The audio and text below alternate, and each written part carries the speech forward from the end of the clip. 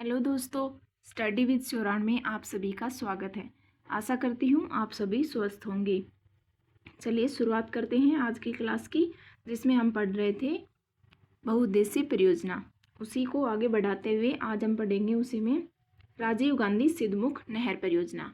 अभी देखो हम नहर वाली परियोजना पढ़ रहे हैं, उसके बाद हम आज तो नहर वाली पढ़ेंगे, उसके बाद जो नदी घाटी परियोजनाएं हैं वो भी हम उसके बाद देखेंगे। तो ये जो राजीव गांधी सिद्धमुख नहर परियोजना है वो 1989 से 2002 के बीच बनी। ठीक, अब ये इसमें जो नदी आएगी, मतलब किस नदी से ये निकाली गई, तो वो नदियां हैं रावी एंड व्यास। इन नदियों से ये नहर निकाली गई जिसका नाम है राजीव गांधी सिद्धमुख नहर परियोजना। अब ये जो राजीव गांधी सिद्धमुख नहर, इन नदियों से साथ ही आपके जो इससे जो जिले लाभान्वित हो रहे हैं वो आपके हो रहे हैं हनुमानगढ़ और चूरू। दो जिले आपके इस राजीव गांधी सिद्धमुख नहर परियोजना से लाभान्वित हो रहे हैं।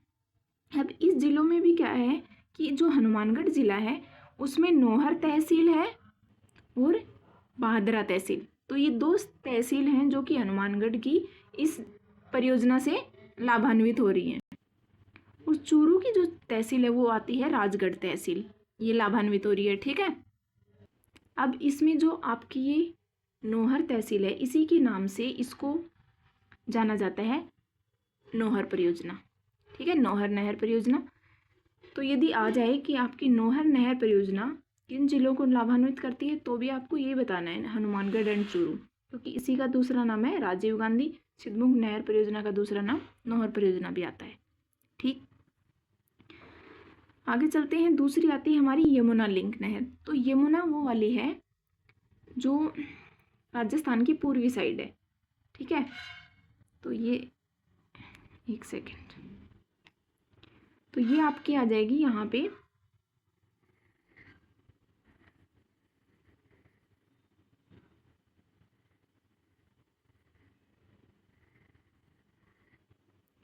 ये जो हिस्सा है ये यमुना नदी, ऐसे देख लो।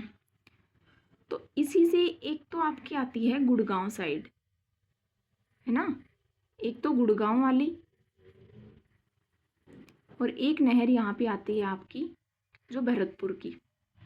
ठीक है, तो हरियाणा से और राजस्थान को जो कनेक्ट करती है, एक तो गुड़गांव नहर आती है, एक भरतपुर नहर आती है यहाँ पे। ठीक है, दो नहरें ये यमुना नदी से निकाली गई हैं। तो यमुना लिंक नहर की बात की जाए तो गुड़गांव नहर आएगी आपकी और आएगी भरतपुर नहर। गुड़गांव नहर राजस्थान और हरियाणा के बीच, भरतपुर नहर भी राजस्थान और हरियाणा के बीच है। अब मेन बात क्या है इसमें कि ये जो दोनों ही नहरें हैं ये भरतपुर को, यहाँ पे जो भरतपुर है भरतपुर को ही लाभान्वित करती हैं। ठीक है, तो दोनों ही नहरों से जो जिला लाभान्वित होता है मुख्यतः वो कौन सा है, भरतपुर। ठीक है, तो ये याद रख लेना। दूसरी आती है पूर्वी राजस्थान नहर परियोजना। तो राजस्थान की पूर्वी नहर परियोजना, तो उसमें क्या आता है, ये जो राजस्थान का ये वाला हिस्सा है पूरा। ठीक है, ये तो छोटी सी है, उसी के साथ इसमें जो पूर्वी राजस्थान वाले में ये वाला हिस्सा आएगा जो जिसको हम क्या बोलते हैं, ईस्ट राजस्थान कैनाल परियोजना प्रोजेक्ट।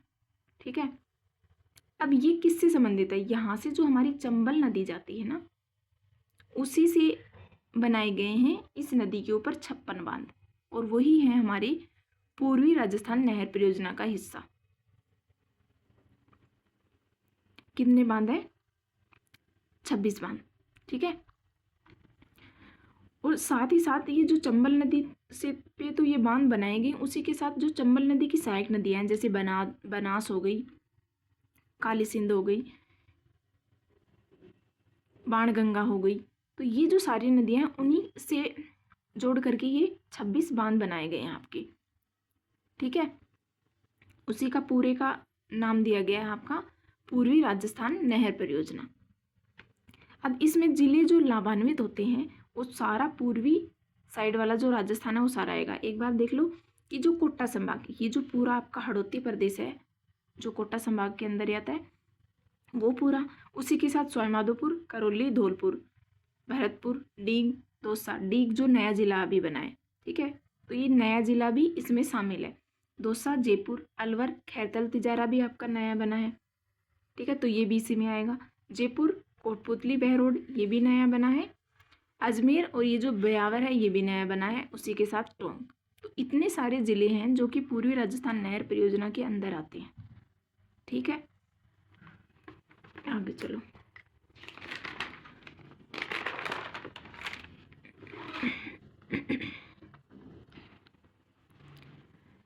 आगे आती है जो मोस्ट इम्पोर्टेंट जो नहर है आपकी, इसका नाम है इंदिरा गांधी नहर परियोजना, IGNP जिसे हम बोलते हैं, ठीक है। शॉर्ट में इसको IGNP भी आपके लिखा आ सकता है और इंदिरा गांधी नहर भी आपके लिखा आ सकता है।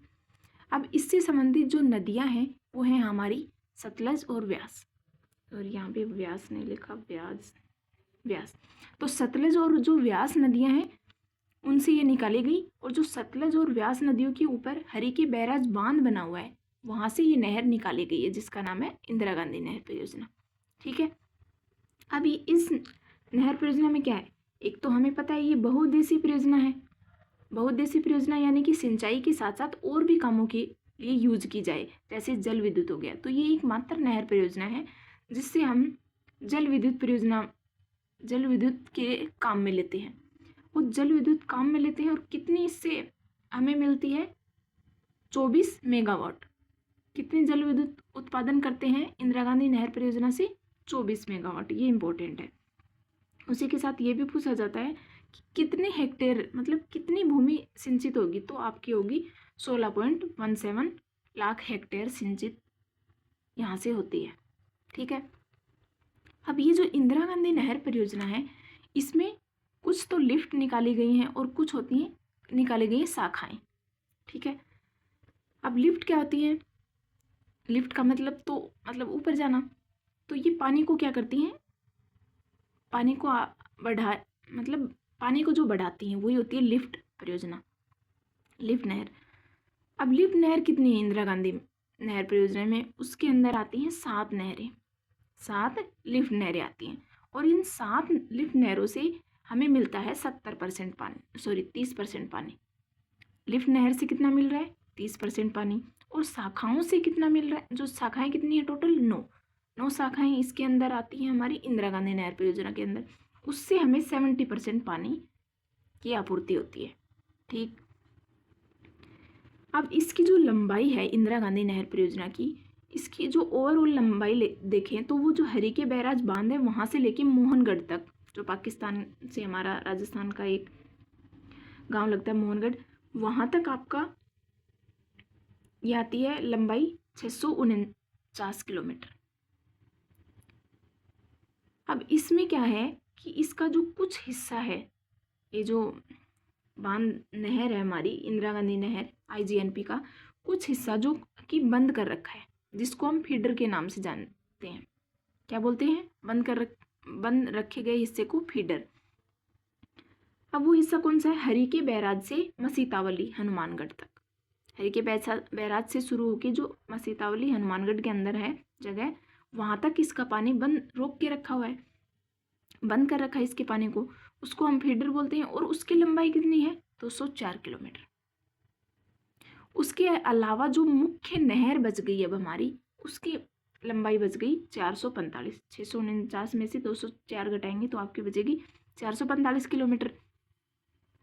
इतनी लंबाई जो है हमारी मुख्य नहर की है।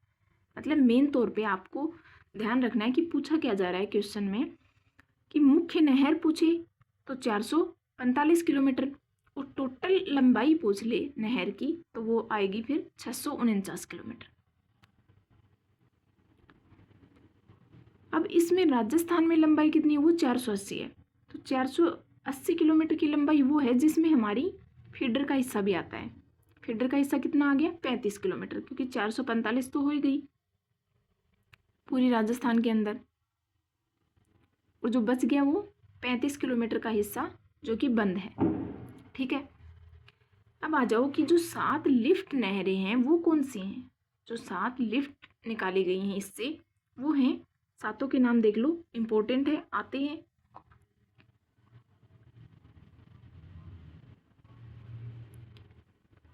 अब जो 7 लिफ्ट नहरें हैं वो हैं, अब देखो जो 7 लिफ्ट नहरें वो हैं कैसे, जैसे ये ऊपर से आ रही है ना, हनुमानगढ़ जो नॉर्थ साइड में है, तो वो ये नहर जैसे आ रही है, तो इसका मुंह इस साइड है, ऊपर से आ रही है, मतलब यहाँ इधर मुंह है इसका। अभी अगर मेरा मुंह उस साइड है तो नहर का मुंह मेरी तरफ है, यानी कि जो नहर का जो राइट हैंड हो गया वो तो ये हो गया, है ना, और लेफ्ट हो गया ये। तो ये जो लिफ्ट नहरें हैं 7 लिफ्ट हैं, ये लेफ्ट में है। लिफ्ट किस साइड है, सातों की सातों लेफ्ट में है। तो आपको कभी ये लेफ्ट राइट का क्वेश्चन आ भी जाए कि इसकी 2 लिफ्ट IGNP की राइट में है, तो ये गलत हो जाएगा सेंटेंस, क्योंकि सारी की सारी किस साइड आती हैं, लेफ्ट साइड। ठीक, अब वो है कौन कौन सी, तो वो है हमारी चौधरी कुम्हाराम, कंवर सेन, पन्ना लाल बारूपाल इसमें लाएगा, तेजाजी, करणी और गुरु जम्बोजी। उसी के साथ साथ में आती है जयनारायण व्यास। तो ये 7 याद रखनी है। तो एक बार फिर से देख लो, पहली है चौधरी कुंभाराम, दूसरी है कंवर सेन, तीसरी आ गई पन्ना लाल बारूपाल, चौथी है तेजाजी एंड पांचवी है करणी, और छठी है गुरु जम्बोजी, सातवीं है जयनारायण व्यास। अब इसको याद कैसे रखनी है, देखो चौधरी कंवर, तो याद कैसे कर सकते हैं इसको, चौधरी का यहाँ पे च ले ले और कंवर सेन का कै, तो इससे बना सकते हैं हम चौक जो होता है ना जिससे लिखते हैं टीचर, वो वाला चौक।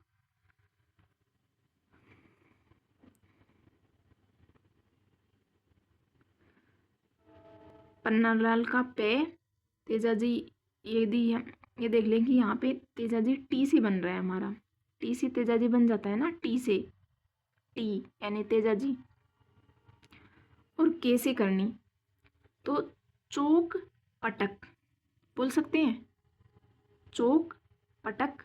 ये देखो गुरु आ गया, गुरु की जय, मतलब उस गुरु की जय करनी है जो चौक पटकता है, मतलब पटकने का मतलब गिराना होता है ना, वही। तो IGNP इंदिरा गांधी नहर परियोजना, उसमें 7 जो लिफ्ट नहरें हैं वो आती हैं हमारी चौक पटक गुरु की जय, चौक पटक गुरु की जय। तो इससे याद कर लेना।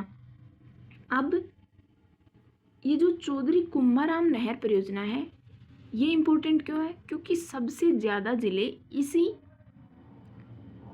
लिफ्ट से लाभान्वित होते हैं। सबसे ज़्यादा जिले लाभान्वित पूछे तो वो यही लिफ्ट है जिसका नाम है चौधरी कुम्हाराम।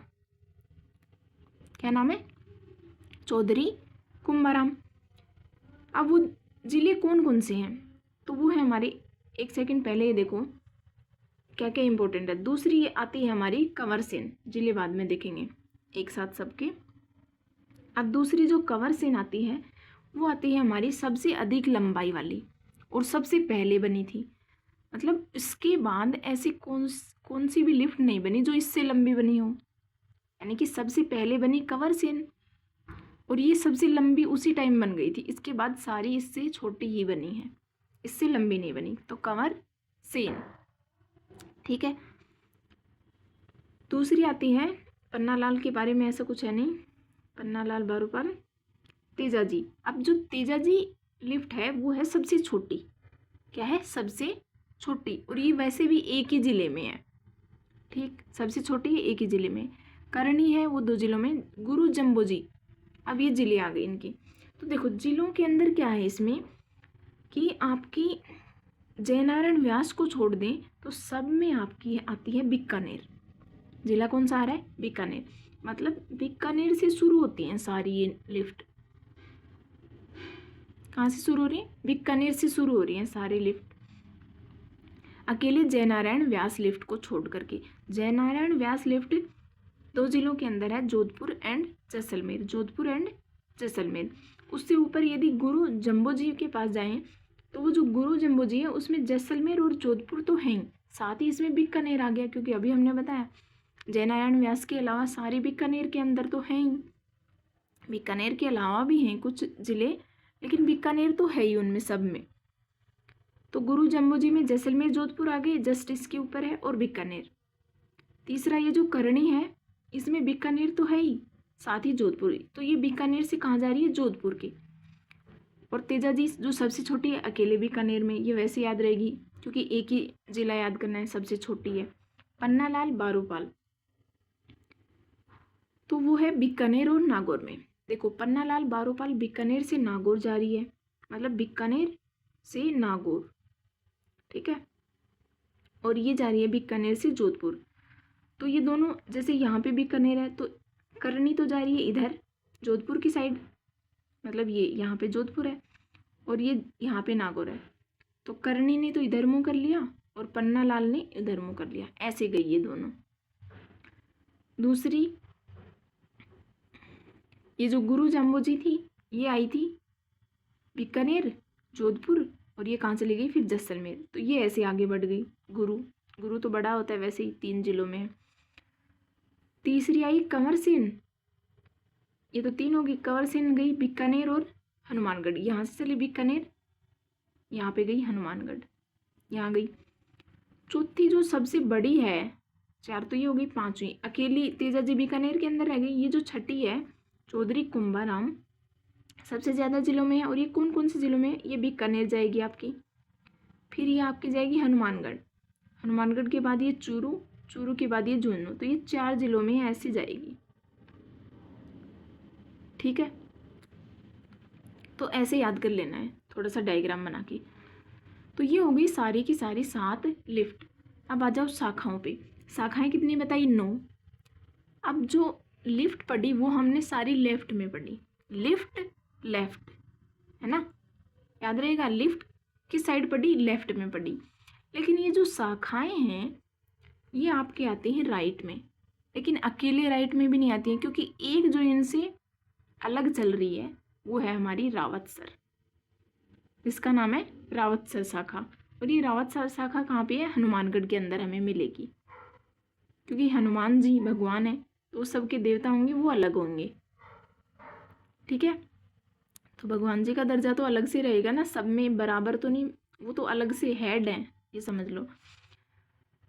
तो जो हनुमानगढ़ वाली है रावतसर वो अलग रहेगी, मतलब वो रहेगी लेफ्ट में आपके, बाकी सारी रहेंगी ये शाखाएं राइट में। तो राइट में जो 2 ऊपर हैं सूरतगढ़ और अनूपगढ़, ये तो आएंगी हमारी गंगानगर के अंदर। कहाँ पे आएंगी ये, गंगा नगर में, ठीक। उसके बाद आती हैं 4, ये आएंगी हमारी बीकानेर के अंदर इकट्ठी। उसके बाद जो 2 आती हैं वो हमारी आती है जैसलमेर। तो गंगानगर जाएंगे, फिर बीकानेर आना है, और फिर जैसलमेर इधर ये बाउंड्री लाइन के ऊपर, ठीक है।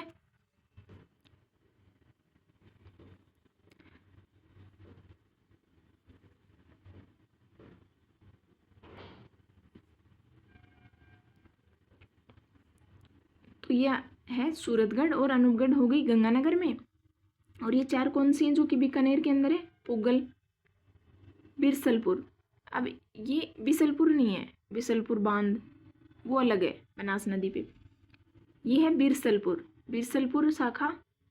तीसरी आती है दांतोर शाखा, चौथी आती है चारणवल। अब ये जो 3 मेन तौर पे बीकानेर में है, और ये जो चारणवाल है ये बीकानेर और जैसलमेर में भी है। उसी के साथ इसमें ये और लिख लो आप कि ये आपकी फलोदी में भी मिलेगी। क्यों, क्योंकि फलोदी अब इन दोनों के बीच में है, फलोदी भी पाकिस्तान की सीमा को छू रहा है। अब नहर ये तो नहीं फलोदी को छोड़ के जैसलमेर पहुंच जाएगी बीच में से, है ना। पहले तो जैसलमेर और बीकानेर की सीमा टच होती थी, जैसे ये बीकानेर हो गया और ये जैसलमेर हो गया, ऐसी सीमा टच हो रही थी इनकी। लेकिन अब इन दोनों के बीच में क्या आ रहा है हमारा, क्या आ रहा है इन दोनों के बीच में, फलोदी। तो इस फलोदी को भी इसी में ऐड करना है, क्योंकि यही जो चारण वाला है यही बीकानेर और जैसलमेर दोनों में आ रही है, तो ये फलोदी में भी आएगी, ठीक है। उसके बाद बच गई 2, जिसका नाम है शहीद बीरबल और दूसरी है सागरमल गोप्पा। ये दोनों कहाँ पे हैं? जैसलमेर के अंदर। तो ये हो गई 9 शाखाएं। ठीक है, अब इसमें यदि हम देखें, ये तो नहर वाली हो गई। नदी घाटी परियोजना है वो हम कल पढ़ लेंगे। ठीक है, छोटा सा वो अलग से है। इसमें हमने जो बांध देखी थी, देखो हमने बांध जो पढ़ी थी वो PYQ के माध्यम से पढ़ी थी। उसी के साथ यदि किसी को नोट्स बनाने हैं तो आप ऐसे भी देख लो। देखो जल्दी से देख लो कि जो कोटा की परियोजनाएं ये भी एक तरह से परियोजनाएं हैं। तो आपको जैसे कभी कभार क्या होता है कि कुछ ऐसे नाम है, मतलब उसी नाम से आपको झील भी मिल जाएगी, उसी नाम से आपको तालाब भी मिल जाएगा, उसी नाम से आपको बांध भी मिल जाएगी, है ना। एक ही नाम से आपको कई चीज़ें अलग अलग मिल जाएंगी। तो बस वैसे ही ध्यान रखना है। जो कोटा की परियोजना है उसमें आपकी आती है नवनेरा, तकली, तो एक टाइप से ये प्रोजेक्ट के तौर पर ही है। तो नवनेरा जो नवीन है और ये कहाँ पे बन रही है? आपकी काली सिंध नदी पे बन रही है, काली सिंध। ठीक है, अब ये नई है तो ये पूछी जा सकती है। तो ये काली सिंध नदी पे कोटा में। इसकी तकली भी, ये भी इम्पोर्टेंट है। तकली परियोजना पूछे तो कोटा की। गोपालपुरा, हरिश्चंद्र, सावन भादो और आलनिया, ये सारी आपको याद रखनी कोटा की है। आगे बूंदी की परियोजना, इसमें एक और याद कर लो कि परवन भी आती है, परवन।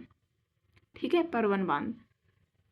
दूसरे आता है बूंदी की परियोजनाएं कौन कौन सी? चाकण, मेज, गर्दड़ा बूंदी की हमने पढ़ी थी बांध के टॉपिक में।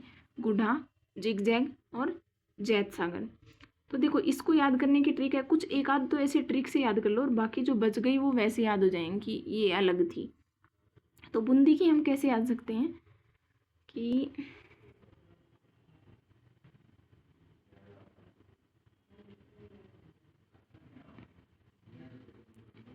देखो चाकण, अगर यदि हम चाकण को इंग्लिश में लिखें तो हम C से लिखेंगे कुछ, जैसे चाकण। ठीक है, और ये M, मेज M, तो आप ऐसे याद रख लो, जैसे मेज लिखो ना, मेज। तो CM जी यदि आ जाए आपके आगे तो आप उनको क्या बोलोगे? जी करके ही तो बात करोगे। तो आपके सामने अचानक से यदि CM आ जाते हैं तो आपको जी, मतलब आपके मुंह से निकल रहा है 4 बार जी। कितने बार जी? 4 बार जी। ठीक है, बूंदी तो बांटनी है, CM आएंगे तो आप बूंदी बांटोगे। आपके घर यदि CM आ जाए तो बूंदी बांटोगे। तो बूंदी की ये परियोजनाएं हैं और आपको जी करके ही उनसे बात करनी पड़ेगी। करोगे कि नहीं, है ना। तो आपको 4 जी याद रखने हैं, बार बार आपको जी बोलना है। तो गर्दड़ा, गुढ़ा, जिगजैग और जैत सागर। तो जी से निकल रही हैं वो आपकी आएंगी बूंदी से। उसके बाद आती है 12 की परियोजना। तो जो 12 की परियोजना उसमें सबसे इम्पोर्टेंट है परवन आपकी। अब देखो परवन हमने कहाँ बताई? कोटा के अंदर। परवन ये 3 जिलों की है। परवन कोटा की भी है, 12 की भी है और झालावाड़ की है, बूंदी की नहीं है, अलग है ये बूंदी। ऑप्शन में आ जाए तो किसी में नहीं है तो अलग छाटना है, बूंदी में नहीं है। तो बूंदी की ट्रिक तो वैसे ही हो गई, CM और गदड़ा 4 बार जी, इसमें P का नाम तो आया ही नहीं, तो परवन। उसके बाद आती है अंधेरी, लहासी, ये भी इम्पोर्टेंट है, हथीमादे, बिलास और बैंथली। ठीक है,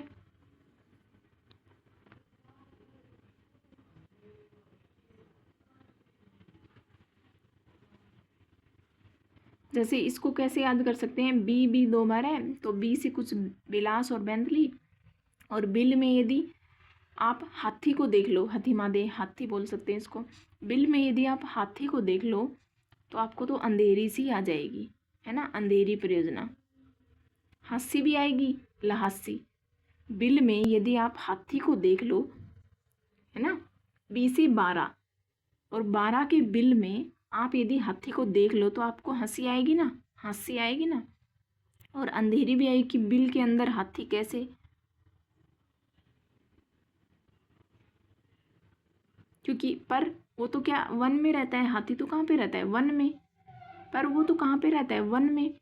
यदि आप हाथी, आपको पता है वन में रहता है, पर आप उसको कहाँ देख लो, पर वन की बजाय आप उसको बिल में देख लो तो आपको आएगी हांसी और अंधेरी, ठीक है, अंधेरी सी आ जाएगी कि आप बिल में ये कैसे हो गया। दूसरी आती है झालावाड़ की परियोजना। अब झालावाड़ की परियोजना आती हैं, थोड़ी ज़्यादा है, भीमसागर, मनोहर थाना, राजगढ़, पिपलाद, परवन, देखो ये आ गई झालावाड़ की, छापी, चोली, ये इंपॉर्टेंट है, काली सिंध और रेवा, ठीक है। तो ये सारी परियोजनाएं किसकी आती हैं, झालावाड़ की, याद रख लेना। दूसरा आता है हमारा सवाई माधोपुर की परियोजना। सवाई माधोपुर की परियोजना में पिपलाद भी है, तो पिपलाद कहाँ का हो गया, दो का हो गया, झालावाड़ का भी, और पिपलाद दो जगह की होगी, झालावाड़ की भी होगी और सवाई माधोपुर की होगी। एक है इसरदा। इसरदा को किससे जोड़ा जा रहा है अभी, इसको इससे जोड़ दिया गया है रामगढ़, जो कि कहाँ पे, जयपुर में। इस परियोजना से जोड़ दिया गया इसरदा को रामगढ़ परियोजना से। अब ये कहाँ है, रामगढ़, क्या ये रामगढ़ परियोजना। दूसरा है इंदिरा गांधी लिफ्ट नहर। तो देखो वो जो अभी हम पढ़ के आए मेन इंदिरा गांधी नहर परियोजना, वो है इंदिरा गांधी नहर परियोजना, IGNP। लिफ्ट नहीं है वो, लिफ्ट का मतलब पानी को आप उठा रहे हैं, ये है आपकी इंदिरा गांधी लिफ्ट नहर परियोजना। यदि इंदिरा गांधी लिफ्ट नहर परियोजना आए तो आपको सवाई माधोपुर करना है। उसी के साथ ये करौली के अंदर भी है, सवाई माधोपुर एंड करौली, ठीक है। टोंक की परियोजना, टोंक की है बिसलपुर, टोरडी, सागर और गलवा। धौलपुर की परियोजना है पार्वती, रामसागर, काली तीर, जिसको कारी तीर भी बोल देते हैं, तो काली तीर आए या फिर कारी तीर आए, आपको धौलपुर ही करना है। पार्वती, रामसागर, पार्वती जी कैसी हैं, धोली हैं, धौलपुर मतलब धोली का मतलब सफ़ेद होता है ना, राम जी, पार्वती जी ना, भगवान से दोनों धोले धोले, काली नहीं है भाई। राम जी को आप बोल सकते हो क्योंकि वो ब्लू बोले थे, जैसे गाना भी आता है एक उसके ऊपर, राम जी के ऊपर तो नहीं आता, वो अलग था, कृष्ण जी के ऊपर था। हाँ, तो आप ऐसे बोल सकते हैं पार्वती और राम धोले हैं, काले नहीं हैं। पार्वती और राम धोले हैं, काले नहीं हैं। तो धोले धौलपुर में पार्वती, रामसागर और काली तीर, ठीक है। उसी के साथ आती है जालौर की परियोजना, बांकली और बांटी।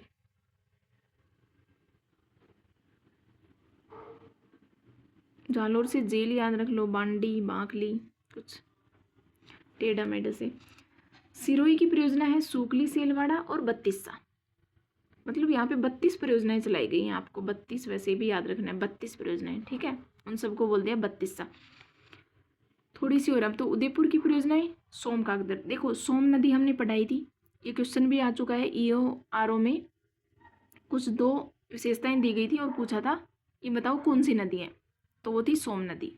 और सोम नदी जब हमने पढ़ाई थी तो उसी के साथ हमने करवाई थी कि इसकी 2 परियोजनाएं हैं, एक तो थी सोम कागदर, एक थी सोम कमला अम्बा, ये 2 परियोजनाएं थी। अब ये दोनों परियोजनाएं 2 जिलों के अंदर हैं। तो जो सोम कागदर परियोजना थी वो तो थी उदयपुर की, और जो सोम कमला अम्बा परियोजना है वो है डूंगरपुर की, याद रख लेना। और नदी कौन सी है दोनों की, सोम आया है तो सोम नदी। उदयपुर की दूसरी है मानसी वाकल, मानसी और वाकल नदियाँ, मानसी, वाकल, हथमती, ये सारी नदियाँ पढ़ी है ना, वही है। दूसरी है मदार, जो कि बेड़च और आयर नदी की है। अब जो डूंगरपुर की परियोजनाएं हैं वो है सोम कमला अम्बा, कडाना बैंक माही, जो कि माही नदी की है, भीखाबाई और सागवाड़ा, वो भी माही नदी की है। जब माही नदी घाटी परियोजनाएं पढ़ेंगे तो उसमें हम माही नदी की भी पढ़ेंगे परियोजनाएं। और एक आती है जैसे दौसा की है माधो सागर, और दौसा यदि जो मोरेल पूछे तो मोरेल आपको दौसा में भी मिलेगी और सवाई माधोपुर में। कैसे, जैसे ये इसके बॉर्डर के ऊपर है, मतलब दौसा और सवाई माधोपुर के बॉर्डर पे आपको मोरेल मिलेगी। तो कुछ किताबों में आपको दौसा मिलता है, कुछ में सवाई माधोपुर मिलता है। इसको देख के कन्फ्यूज नहीं होना है कि दौसा आया करें या सवाई माधोपुर, आपको या तो एक ऑप्शन में मिलेगा, दोनों साथ में नहीं मिलेंगे। तो आपको वैसे तो दोनों याद रखने, दौसा, सवाई माधोपुर, कौन सा भी आ जाए तो वही करना है।